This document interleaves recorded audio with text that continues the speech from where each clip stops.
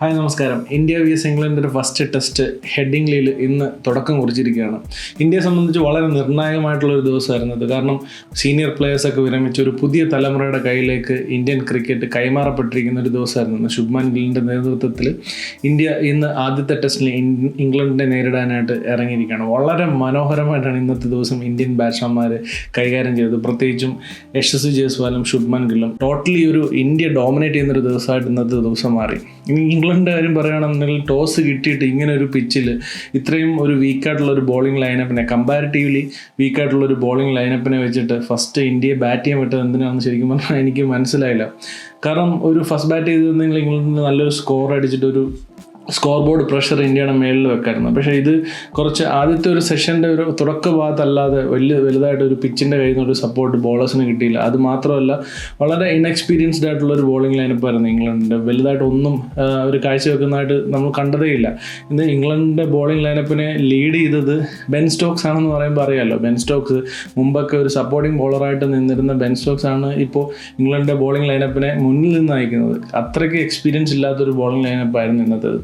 അപ്പോൾ അതുകൊണ്ട് തന്നെ ഇന്ത്യൻ ബാറ്റ്സ്മാൻമാർക്ക് കുറച്ചും കൂടി ഈസി ആയിരുന്ന കാര്യങ്ങൾ അത് അവരവരുടെ ജോലി കൃത്യമായിട്ട് നിർവഹിച്ചു. KL രാഹുൽ ആൻഡ് യശസ്വി ജയ്സ്വാൽ ഓപ്പണിംഗിൽ സൂപ്പറായിട്ട് ബാറ്റ് ചെയ്തു. ഫസ്റ്റ് സെഷൻ ശരിക്കും പറഞ്ഞാൽ ടോട്ടലി ഇന്ത്യ ഡോമിനേറ്റ് ചെയ്തതാണ്. പക്ഷേ അവസാനം ആ സെഷൻ്റെ ഏറ്റവും അവസാനം വന്നിട്ട് ഒരു 2 വിക്കറ്റ് നഷ്ടപ്പെട്ടു. അതിനകത്ത് ഒന്ന് KL രാഹുലിൻ്റെ വിക്കറ്റ്. KL രാഹുലിന് എങ്ങനെയാണോ സ്കോർ ചെയ്തുകൊണ്ടിരുന്നത് ആ ഷോട്ടിൽ തന്നെ ഇംഗ്ലണ്ട് KL രാഹുലിനെ എടുത്തു. അതിനുശേഷം സായി സുദർശൻ വളരെ നിർഭാഗ്യം എന്ന് പറയാൻ, അത് ബെൻ സ്റ്റോക്സ് എടുത്ത വിക്കറ്റാണ്, അത് പ്ലാൻ ചെയ്തെടുത്ത വിക്കറ്റാണ്. ഒരു ലെഗ് സ്ലിപ്പൊക്കെ ഇട്ടിരുന്നു സായി സുദർശൻ വന്നപ്പോൾ തന്നെ. അവിടെ തന്നെ ആ ഒരു ലൈനിൽ തന്നെ എറിഞ്ഞ് സായി സുദർശനെ എടുത്തു. ഇനി രണ്ടാമത്തെ സെഷനിലേക്ക് വന്നു കഴിഞ്ഞാൽ ടോട്ടലി ഇന്ത്യ ഡോമിനേറ്റ് ചെയ്തൊരു സെഷനായിരുന്നു. യശസ്വി ജയ്സ്വാലിൻ്റെയും ശുഭ്മാൻ ഗില്ലിൻ്റെയും ക്ലാസിക് ബാറ്റിങ്ങിൻ്റെ ഒരു എക്സാമ്പിളായിരുന്നു ഒരു രണ്ടാമത്തെ സെഷൻ. ശുഭ്മാൻ ഗില്ലിൻ്റെ ഒരു ഇന്നിങ്സിൻ്റെ കാര്യം പറയുകയാണെന്നുണ്ടെങ്കിൽ ഏറ്റവും വലിയൊരു പ്രത്യേകത സ്ട്രൈക്ക് റേറ്റാണ്. ഇത്രയും സൂപ്പറായിട്ടുള്ളൊരു സ്ട്രൈക്ക് റേറ്റിലാണ് ശുഭ്മാൻ ഗില്ല്. വളരെ പോസിറ്റീവായിട്ടുള്ള ക്രിക്കറ്റ്, സോൾഡ് ആയിട്ടുള്ള ഡിഫൻസ്. ശുഭ്മാൻ ഗില്ലിൻ്റെ ഈ ബാറ്റിൻ്റെയും പാഡിൻ്റെ ഇടയ്ക്കുള്ള ഗ്യാപ്പിനെയൊക്കെ മുതലെടുക്കാൻ വേണ്ടിയിട്ട് ആ ഒരു കുറേ സ്ട്രാറ്റജിയൊക്കെ ഇംഗ്ലണ്ട് ട്രൈ ചെയ്തു. പക്ഷേ സോളിഡ് ഡിഫൻസ്, അതുപോലെ തന്നെ ഒരു ലൂസ് ബോളോ അല്ലെങ്കിൽ എന്തെങ്കിലും ഒരു അവസരം കിട്ടിക്കഴിഞ്ഞാൽ അതിനെ മാക്സിമം യൂട്ടിലൈസ് ചെയ്യാനുള്ള പോസിറ്റീവായിട്ടുള്ള ക്രിക്കറ്റാണ് ശുഭ്മാൻ ഗില്ലിൽ നിന്ന് കളിച്ചത്. യശസ്വി ജയ്സ്വാലും അതെ, തുടക്കം മുതൽ അങ്ങനെ തന്നെയായിരുന്നു. ലൂസായിട്ട് ഒരു ബോൾ വന്നാൽ, ഔട്ട് സൈഡ് ഓഫ് സ്റ്റംപ് വന്നാൽ അതിനെ മാക്സിമം യൂട്ടിലൈസ് ചെയ്യുന്ന രീതിയിൽ തന്നെയാണ് അവർ കളിച്ചത്. പിന്നീട് ഒരു തേർഡ് സെഷനിലേക്ക് വന്നപ്പോഴാണ് യശസ്വി ജയ്സ്വാലിൻ്റെ വിക്കറ്റ്. വീണ്ടും സ്റ്റോക്സിന് വേണ്ടി വന്നു യശസ്വി ജയ്സ്വാലിൻ്റെ വിക്കറ്റ് എടുക്കാനായിട്ട് ഇംഗ്ലണ്ടിന് വേണ്ടിയിട്ട്. സോ അതിനുശേഷം ഒരു ലാസ്റ്റ് സെഷനിൽ ഏറ്റവും അവസാനമൊക്കെ നോക്കിക്കഴിഞ്ഞാൽ പന്തിൻ്റെ ഭാഗത്തു നിന്ന് വളരെ അഗ്രസീവായിട്ടുള്ള ക്രിക്കറ്റ് ഉണ്ട് നമ്മൾ. ശുഭ്മാൻ ഗില്ല് അതേപോലെ തന്നെ ഒരു ഉറച്ച പറക്കല്ല് പോലെ അവിടെ നിന്നിട്ട് ബാറ്റ് ചെയ്യുന്നുണ്ട്. പന്ത് ലാസ്റ്റ് ഓവറിൽ പോലും അഗ്രസീവായിട്ട് കളിച്ചൊരു 6 ഒക്കെ അടിച്ചു. ഇപ്പോൾ ഒരു ടോട്ടലി പറയുകയാണെന്നുണ്ടെങ്കിൽ ഇംഗ്ലണ്ടിൻ്റെ കയ്യിൽ നിന്ന് പൂർണ്ണമായിട്ട് ഇന്നത്തെ ദിവസം ഇന്ത്യ പിടിച്ചെടുത്ത പോലെയാണ്. ആകെ ഒരു ആശ്വാസം ഒരു സ്റ്റോക്സ് എടുത്ത 2 വിക്കറ്റ്, മൊത്തത്തിൽ 3 വിക്കറ്റ് വീണതാണ്. അല്ലാതെ മൊത്തത്തിൽ ഇന്ത്യയുടെ കയ്യിൽ തന്നെയായിരുന്നു ഇന്നത്തെ ദിവസം. ബ്യൂട്ടിഫുള്ളായിട്ടാണ്. ഇന്ത്യൻ്റെ എടുത്ത് പറയാതിരിക്കാൻ വയ്യ. ഇന്ത്യൻ ബാറ്റ്സ്മാൻമാരുടെ പുതിയൊരു തലമുറയാണ്. അവരുടെ ഒരു ക്രിക്കറ്റ് കളിക്കുന്ന രീതി വളരെ പോസിറ്റീവാണ്. ഒരിക്കൽ പോലും ഒരു ഡിഫെൻസീവായിട്ട് പുതിയൊരു കണ്ടീഷനാണ്, ഇംഗ്ലണ്ടിൻ്റെ ടീമാണെന്നൊന്ന് വിചാരിച്ചിട്ടൊരു പുറകോട്ടൊരു പോക്കില്ലായിരുന്നു. പോസിറ്റീവായിട്ട് തന്നെയാണ് എല്ലാ ബാറ്റ്സ്മാൻമാരും കളിച്ചുകൊണ്ടിരുന്നത്. അത് ഒരാളും ഒന്നല്ല, എല്ലാ ബാറ്റ്സ്മാൻമാരും പോസിറ്റീവായിട്ട് തന്നെ കളിച്ചുകൊണ്ടിരുന്നത്. അത് ആ സ്കോർ ബോർഡിൽ കാണാനുണ്ട്. അത് ആ ഒരു ഇംഗ്ലണ്ടിൻ്റെ ഒരു ഇൻഎക്സ്പീരിയൻസ്ഡ് ആയിട്ടുള്ള ഒരു ബോളിംഗ് നിരക്ക് അത് കൊടുത്ത പ്രഷർ വളരെ വലുതാണ്. സോ അതുകൊണ്ട് തന്നെ അവർ ക്ലൂലെസ് ആയിപ്പോയി. ഇപ്പോൾ ഇംഗ്ലണ്ടിൻ്റെ ബോളിംഗ് നോക്കുകയാണെന്നുണ്ടെങ്കിൽ ഒരേ ഒരു ചെറിയ സ്പെല്ലിൽ തന്നെ ഇംഗ്ലണ്ട് ബോളേഴ്സ് പല കാര്യങ്ങൾ ട്രൈ ചെയ്യുന്നതായിട്ട് നമുക്ക് കാണാനായിട്ട് സാധിച്ചു. ഇപ്പോൾ എക്സ്പീരിയൻസ്ഡ് ആയിട്ടുള്ള ബോളേഴ്സ് ആണെന്നുണ്ടെങ്കിൽ അവർ ബാറ്റ്സ്മാനെ സെറ്റപ്പ് ചെയ്യാൻ വേണ്ടിയിട്ട് ഒരു റിതം പിടിച്ചു വരും. അങ്ങനെ ഒരു റിതം പിടിക്കുന്നതായിട്ടൊന്നും നമ്മൾ കണ്ടില്ല. ഒരേ ഓവറിൽ തന്നെ പല കാര്യങ്ങൾ ഇംഗ്ലണ്ട് ബോളേഴ്സ് ഡെസ്പറേറ്റ് ആയിട്ട് ട്രൈ ചെയ്തുകൊണ്ടിരിക്കുകയായിരുന്നു.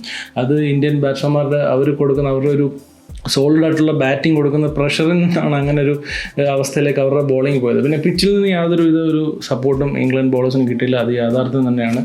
അവിടെ പൊതുവേ ഹിസ്റ്റോറിക്കൽ തന്നെ ഒരു ബാറ്റിംഗ് പിച്ചാണ്. പിന്നീട് ഓവർകാസ്റ്റ് കണ്ടീഷൻസ് ഉണ്ടെങ്കിൽ മാത്രമാണ് ബോളേഴ്സിന് കുറച്ച് മൂവ്മെൻറ്റ് കിട്ടുന്നത്. ഒരു ലാസ്റ്റ് സെഷനിൽ ന്യൂ ബോൾ എടുത്തിട്ടുണ്ട്. അപ്പോൾ നാളത്തെ ഒരു മോർണിംഗ് സെഷൻ അവർ ആ ന്യൂ ബോളിനെ മാക്സിമം യൂസ് ചെയ്യാനായിട്ട് അവർ ശ്രമിക്കും. ഇന്ന് തന്നെ ലാസ്റ്റ് സെഷനിൽ ശുഭ്മാൻ ഗില്ലിൻ്റെ ന്യൂ ബോൾ എടുത്തതിന് ശേഷം ഒരു 2 ബോൾ ഔട്ട് സൈഡ് എച്ചിലൂടെ ക്രിസ് വോക്സിൻ്റെ ഓവറിൽ പോകുന്നുണ്ടായിരുന്നു. സോ അതുകൊണ്ട് തന്നെ നാളത്തെ ദിവസം വളരെ നിർണായകമാണ്. ആദ്യത്തെ സെഷൻ, ആദ്യത്തെ കുറച്ച് ഓവേഴ്സ്, ഒരു 8-10 ഓവേഴ്സ് തീർച്ചയായിട്ടും ഇംഗ്ലണ്ട് അതിൻ്റെ ഒരു ന്യൂ ബോളിൻ്റെയും ആ ഒരു മോർണിംഗ് സെഷൻ്റെ ആ ഒരു പ്രഷറും മാക്സിമം യൂസ് ചെയ്തിട്ട് വിക്കറ്റ് എടുക്കാനായിട്ട് ഇംഗ്ലണ്ട് ബോളേഴ്സ് ശ്രമിക്കും. ഇന്ത്യയെ സംബന്ധിച്ച് ഇപ്പോൾ തന്നെ 350 കിടന്നു. അപ്പോൾ ഒരു 500 എന്ന് പറയുന്ന മാസി സ്കോറിലേക്ക് പോകാനുള്ളൊരു അവസരമാണ്. ഇനി ഇന്ത്യയുടെ നല്ല ബാറ്റ്സ്മാർ ഇനി കിടക്കുന്നുള്ളൂ. ഇനി കരുൺ നായർ വരാനിരിക്കുന്നു, ഷർദുൽ താക്കൂറുണ്ട്, ജഡേജ ഉണ്ട്. സോ ഇന്ത്യയെ സംബന്ധിച്ച് ബാറ്റിംഗ് സ്ട്രോങ് ആണ്. ഇനി മുന്നോട്ട് ഒരുപാട് ബാറ്റ് ചെയ്യാനുണ്ട്. സോ 500+ തീർച്ചയായിട്ടും അടിക്കുമെന്ന് നമുക്ക് പ്രതീക്ഷിക്കാം. ഇംഗ്ലണ്ട് എന്ത് സ്ട്രാറ്റജിയാണ് ഇനി പോയിട്ട് നാളത്തെ ദിവസത്തേക്ക് പ്ലാൻ ചെയ്യുന്നതെന്ന് അറിയാൻ പറ്റില്ല. ഇന്ന് വളരെ പ്ലെയിൻ ആയിട്ടാണ് അവരുടെ ബോളിംഗ് അല്ലെങ്കിൽ ക്യാപ്റ്റൻസി ഒന്നും പറഞ്ഞിട്ട് കാര്യമില്ല. അത്രയ്ക്ക് ബാറ്റിങ്ങിന് അനുകൂലമായിട്ടുള്ളൊരു പിച്ചാണ്. ഇനി നമ്മൾ ശ്രദ്ധിക്കേണ്ട കാര്യം ഇംഗ്ലണ്ട് ബാറ്റ് ചെയ്യുമ്പോൾ ഈ പിച്ചിൽ എങ്ങനെ ബാറ്റ് ചെയ്യും എന്നുള്ളതാണ്.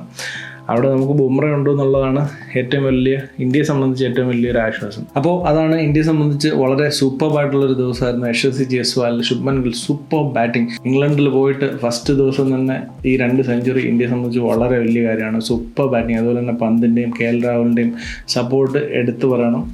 നാളെ എന്താണ് ഇംഗ്ലണ്ട് ബോളേഴ്സിന് മറുപടി ഉള്ളതെന്ന് നമുക്ക് കാത്തിരുന്നാണ്. അപ്പോൾ നാളത്തെ മാച്ചിൻ്റെ റിവ്യൂമായിട്ട് വീണ്ടും കാണുന്നതും വരെ ബൈ.